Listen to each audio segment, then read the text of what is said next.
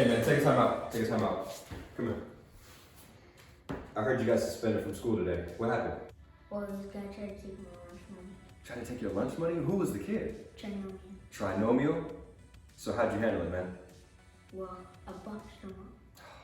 Boxed him up. Well, let's see how we box them up. I'm gonna take my trinomial and I'm gonna label it with my A, B, and C terms. And the first step is to multiply my A term times my C term. 1 times 6 is just 6. The next step is gonna be to list all the factors that make 6. 1 times 6 and 2 times 3. I'm looking for which two factors add together to make my B term of 5. It's 2 and 3. Now I can start placing items into the box. The A term goes in the top corner, the C term goes in the bottom corner. So x squared goes here, 6 goes there.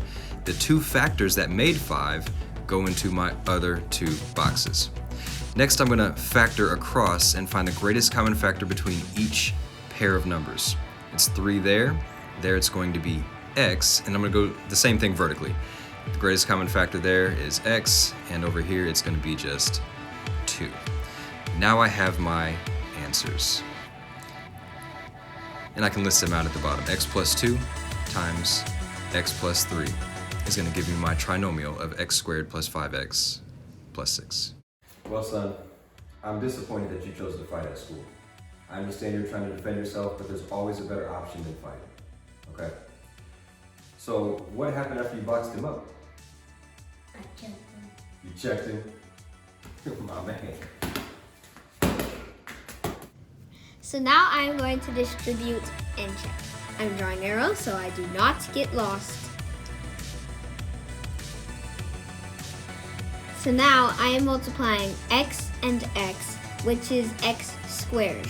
Now I'm multiplying x times 3, which is 3x. Now I am adding 2 and x, which is 2x, and now 2 and 3, which is 6. I am pairing up ones that are similar, which is 3x and 2x, which makes 5x. Now I'm bringing down my other ones, and now I end up with the trinomial that I started with.